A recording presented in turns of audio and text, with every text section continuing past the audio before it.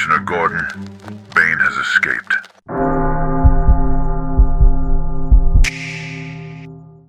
Bronnie Ware spent years sitting next to dying men. Not patients in the abstract, actual men with names, with hands they couldn't lift anymore, with eyes that had finally stopped lying. She wrote down what they said in their last weeks. The thing she heard the most wasn't what you'd guess. It wasn't "I should have made more money." It wasn't "I wish I'd been more careful." It was a sentence that should make every man under 40 sit up straight. "I wish I'd had the courage to live a life true to myself, not the life others expected of me." Read it again. These weren't men who failed and regretted failing. These were men who never tried and regretted the not trying for the rest of their lives, and finally said it out loud when they had nothing left to lose. Postponement feels safe in the moment. Every Sunday night you tell yourself next month. Every January you tell yourself this is the year. Every birthday you tell yourself you still have time. The lie of later is the most expensive lie a man tells himself, because it costs you nothing today and everything in the end. Today you only owe a little. Tomorrow you owe a little more. By 38, you're carrying so much postponed life that even thinking about starting feels exhausting, and you confuse that exhaustion with the dream not being meant for you. It was meant for you. You just kept rolling the bill forward until the balance got too big to look at. A dying man doesn't lie. There's no audience left to perform for. No future job interviews to keep his story consistent for. No version of himself he's still trying to protect. So when a 68-year-old man, 3 weeks from gone, finally says the truth out loud, you should listen harder than to anything else you've ever heard. He is not telling you to chase clouds. He is telling you that the version of himself he kept inside, the one he never let out, was the only thing he ever truly wanted to be. And not letting him out is the wound he is taking with him into the dark. That wound is contagious. Every man who watches another man die with that regret picks up a small piece of it. You're carrying some right now. You just don't know whose it was. Your dream isn't dramatic. Don't make it into a movie in your head. It's specific, small, weirdly precise, and yours, it might be a job nobody understands. A type of work you've been embarrassed to admit you want. A place you'd live if you weren't afraid. A relationship you'd build differently. A version of your body. A creative thing you stopped making at 19. It doesn't have to be loud. It just has to be true. And it doesn't matter how reasonable it sounds out loud. The men in those hospital beds didn't regret unreasonable dreams. They regretted reasonable lives, lived for reasonable people. By reasonable rules they let other people set. Imagine getting a letter today from yourself at 75. He's still alive, but barely. He has things to tell you and not much time. The letter is 1 page. What does it say? Be honest. You already know. He doesn't tell you to make more money. He doesn't tell you to stay safe. He tells you, in plain language, the exact thing you've been refusing to admit you want. He names it. He tells you to start. He tells you what he'd give to be in your body for 1 more week with the energy you currently waste. He's begging you. And the wildest part is, you keep the letter in your drawer, unread, while watching another show.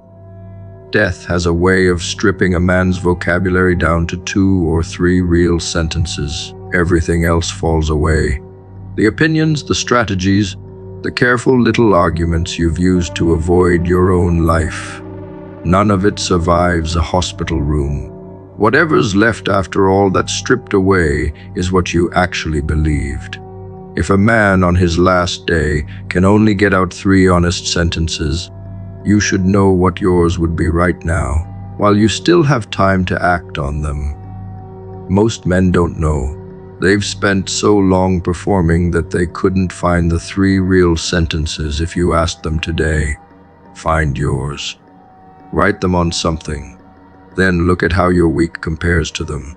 Picture the men Bronnie heard from. Working men, family men, quiet men. Men who from the outside had decent lives, houses, jobs. Some had grandkids. None of them were dying in poverty. None of them said, "I wish I'd been more comfortable." Comfort wasn't the problem. The problem was that they'd outsourced the design of their own life to their parents, to their wives, to their bosses, to the expectations of a town. By the end, they realized they'd lived a life that fit other people, and the man inside them, the actual one, never got to step out. He'd been trapped in there the whole time, watching it all happen through someone else's eyes. The voice in your head saying, "Be careful," is older than language, older than fire, older than anything you'd recognize as human. It was built when a wrong move meant being eaten, not metaphorically eaten, actually eaten in the dark by something with teeth. That voice kept your ancestors alive by treating every unknown as a death sentence until proven otherwise. It worked. They lived. You exist because of it. But that same voice is now sitting inside the skull of a man scrolling on a couch in a heated apartment, telling him not to send the email, not to start the project, not to make the call. The voice has not updated its software in 200,000 years. It is using Stone Age threat detection on a modern life, and you have been mistaking its panic for your intuition. Picture the actual situation. A caveman hears a rustle in the grass. His system floods him with caution. 9 times out of 10, it's nothing. 1 time out of 10, it's a leopard. The men whose brains responded with caution every single time, even at the cost of being scared of nothing, survived to reproduce. The chill, relaxed, "Let me check it out" cavemen got eaten and didn't pass on their genes. You are descended from the paranoid ones. Every man alive is. The wiring you inherited was selected for surviving danger, not for thriving in safety. You won the genetic lottery for staying alive in a hostile world. Now you live in a world that is no longer hostile, and you can't figure out why your brain keeps pulling the emergency brake when nothing's wrong. Your nervous system cannot tell the difference between sending a risky email and being stalked by a predator. Same chemicals, same heart rate, same dry mouth. The body does not have a separate alarm for might embarrass yourself in front of a stranger. It uses the same alarm it uses for might die in the next 4 seconds. You feel the alarm and assume the danger is real because it feels real. The feeling is real. The danger isn't. You're not being stalked. You're being asked to do something slightly uncomfortable, and a 200,000-year-old system is treating it like a predator stepping out of the bushes. Welcome to being human in 2025. Notice what your brain prioritizes when you're trying to make a move. It does not give equal weight to upside and downside. It weighs the downside roughly 5 times heavier. A rejection feels 5 times worse than a yes feels good. A loss of $100 hurts more than finding 200 feels good. This isn't a flaw in you.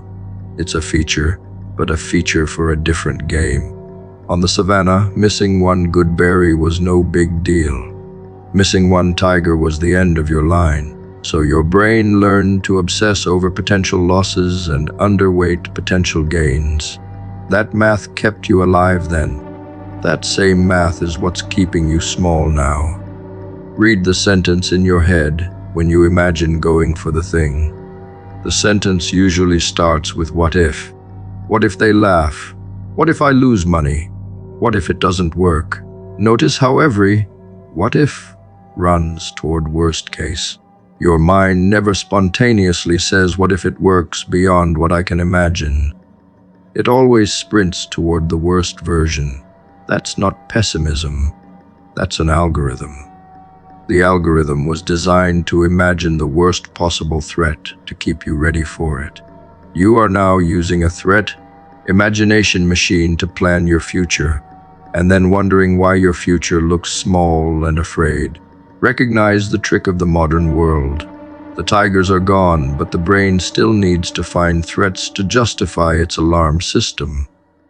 So it manufactures them. It turns a coworker's tone into a personal attack, turns an unread message into a sign of disaster, turns a small criticism into an existential threat, turns the idea of starting something new into the equivalent of walking into a dark cave where something's breathing. Your brain is hunting for tigers in a tiger-free environment, and it will find one in any shadow you give it. The only solution is to stop trusting the hunt. Sit with this. Every man who has ever built anything real had the same anti-tiger system in his head as you do. The difference wasn't that they were braver, calmer, or wired differently. They learned to recognize the voice and move anyway. They felt the same dread you feel before posting, before pitching, before asking, before starting. They felt their throat tighten, their hands sweat, their stomach drop. Then they pressed send. They made the call. They walked into the room. They proved to their own nervous system, again and again, that the tiger wasn't there. And slowly the alarm got quieter for that specific situation. The wiring doesn't change through thinking. It changes through evidence. Your fear is a liar with a perfect track record of seeming credible. It's been right just enough times in your life that you keep listening. The one time you trusted somebody and got burned. The one time you spoke up and got shut down. The one time you tried and looked stupid. Your brain catalogs those moments in high definition and replays them every time you face a new opportunity. It does not catalog in the same detail the hundreds of times your fear was wrong, the wins it predicted wouldn't happen, the disasters it forecasted that never came. The brain is a biased reporter. It only files the stories that confirm its anti-tiger thesis. Everything else hits the cutting room floor. 25 is when the cement sets. Up until then, your brain is still being wired. The part of you that handles long-term planning, impulse control, identity and ambition is still soft, still being shaped, still negotiable. Around 25, a process called myelination finishes wrapping insulation around the most used pathways in your brain. Whatever you've practiced the most by that point becomes the default highway. Faster, stronger, harder to reroute. The man you were rehearsing in your early 20s, his habits, his self-talk, his level of effort, his fears, gets locked in as the baseline. Not permanently, but the cost of changing him from this point forward goes up every year, and most men don't even know the clock was running. You've heard older men say, "I just am who I am," with a strange finality in their voice. They're not being poetic. They're describing something physical. Their brains have hardened around a specific identity, and the energy required to challenge that identity now is enormous. Not impossible, just expensive. The man at 30 trying to change is fighting one round of wiring. The man at 40 is fighting two. The man at 50 is fighting three. Each decade adds another layer of insulation around the highways already built, and rerouting traffic gets harder the more cars are already on the road. You are currently building the roads your 40-year-old self will be stuck on. A 23-year-old who decides to become disciplined is rewiring a system still in flux. The change feels uncomfortable but doable. A 38-year-old who decides the same thing is asking a fully set brain to abandon 15 years of practiced behavior. He can do it, but the climb is steeper, the days are longer, and the resistance from his own neurology is louder. This is why so many men in their late 30s stop trying to change. They don't lack the will. They just hit a wall that didn't exist when they were younger, and they didn't know it was coming. Nobody told them the window was narrowing while they were busy postponing. Habits are not personality. Habits become personality once the wiring sets. While you're young, I scroll for 3 hours a day is a behavior. By 35, it's a personality trait. By 45, it's a fact about who you are. The transition from doing something to being something happens quietly, somewhere in your late 20s, and it depends entirely on what you were practicing during those years. If you spent your 20s practicing avoidance, you don't have an avoidance problem at 30. You have an avoidant identity. If you spent them practicing pursuit, even messy pursuit, you become a man who pursues things. The difference is not effort. The difference is timing. Plasticity isn't a faucet that turns off. It's a faucet that closes slowly, and you don't notice it dripping lower every year. At 22, learning a new skill feels like a curiosity. At 28, it feels like work. At 35, it feels like fighting your own brain. At 42, it feels like trying to learn something while wearing a weight vest. The skill itself isn't harder. Your hardware is just less willing to make new connections. You can still make them. They cost you more energy, more sleep, more focus, more pain than they would have 10 years earlier. The dream that would have taken 3 years to build at 20, 5 takes 7 at 35, and it takes everything you have at 45. There is a specific cruelty to discovering this fact late. Most men learn it at exactly the wrong time, sometime in their late 30s, when they finally feel ready to chase something real and realize the climb is twice what it would have been. Some of them push anyway. Most of them shrink back, tell themselves they're being realistic, and quietly lower the dream to fit the energy they have left.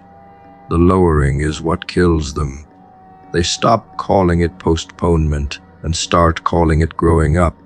The wiring sets around a smaller version of the dream, and that smaller version becomes who they are, and they teach their sons that this is what manhood looks like. Picture 2 men, same age, same starting point, same potential at 20. One spends his 20s practicing the dream in small daily reps, bad work, ugly attempts, embarrassing first drafts, awkward early swings. The other spends his 20s postponing, waiting for clarity, watching planning. By 30, the first man's brain has built dedicated highways for execution under uncertainty. The second man's brain has built highways for hesitation. From 30 onwards, they are not the same species anymore. They look identical. They aren't. One has wired his nervous system to act through fear. The other has wired his to consult fear before every move. That difference compounds for the next 40 years. The cost of not changing is hidden because it shows up in things you never built. You can't see the business you didn't start. You can't see the body you didn't build. You can't see the depth of the friendships you never made because you weren't the kind of man who made them. The bill for postponement gets paid in invisible currency, which is why men keep choosing it. If the cost were visible, if you could see in front of you the empty space where your unbuilt life should be, you would not be able to live with it. The mercy of the brain is that it hides the absence. The cruelty is that it hides it until it's too late to fill. Your habits are casting your future face right now. Look in a mirror. The lines that will be there at 50 are being decided this year, not by genetics, by what you're practicing. The man who spends his 30s anxious will look anxious at 50. The man who spends his 30s suppressed will look suppressed. The man who spends his 30s in pursuit, even pursuit that isn't yet succeeding, will have a different face at 50 than a man who spent his 30s hiding. Your face is a slow, developing photograph of your inner life. Whatever you do with your inner life now will print on your outer life in 10 years, and you will have to look at the result every day for the rest of your life. Sit with the idea that the man you'll be at 50 is mostly already decided. Not entirely, but mostly. The trajectory has been set by what you've practiced for the last decade, and the next 5 years will largely lock in the rest. This is not meant to crush you. It's meant to make you understand the value of the years you still have left in the soft window. If you're 23 reading this, you have 3 years before the cement starts to set on a version of yourself you didn't pick on purpose. If you're 28, you've already started to set, but the lines are still wet enough to push around. If you're 35, you can still rewire. It just costs more, and you can't keep waiting for a cheaper price that isn't coming. The most expensive thing in your life is the thing you don't realize is being decided right now. While you're scrolling, your wiring is choosing. While you're hesitating, your wiring is choosing. While you're telling yourself you'll get serious soon, your wiring is choosing. There is no neutral state. Your brain doesn't have a pause button. Every day you don't actively practice the man you want to become. You are passively practicing the man you currently are, and the practice is building the highways that will run your future. The illusion of, "I'll start later," assumes the brain is waiting for you. It isn't. It's hardening around whatever you're doing today. Admit something to yourself you've been avoiding for a long time. You don't actually want to find out if you can do it. You want to keep believing you could, if you ever really tried. Those are not the same thing. One requires you to act and risk the answer. The other requires you to stay still and protect a fantasy. You've been choosing the second one for years and dressing it up as preparation, as planning, as waiting for the right moment. The reason you can't seem to start is not laziness. It's because starting would put your fantasy on trial, and on some level you already know your fantasy is the only thing keeping you sane. The dream in your head is undefeated. In your imagination, you've already won. The book is brilliant. The business succeeds. The body is built. The version of you in the daydream is competent, admired, and finally at peace. As long as you don't actually try, that version stays untouched. He lives forever in the place where reality can't reach him. The second you take a real swing in the real world, that perfect version is at risk of being replaced by an actual outcome. And actual outcomes are messy, partial, often disappointing, and never as clean as the fantasy. You're not protecting the dream from failure. You're protecting it from reality. Identity gets built around unrealized potential the same way it gets built around achievement. A man who has never tried can call himself a future entrepreneur for 15 years. A man who actually starts a business has to call himself either a successful entrepreneur or a failed one. The first man holds an open identity, full of possibility. The second man holds a closed one, with a verdict attached.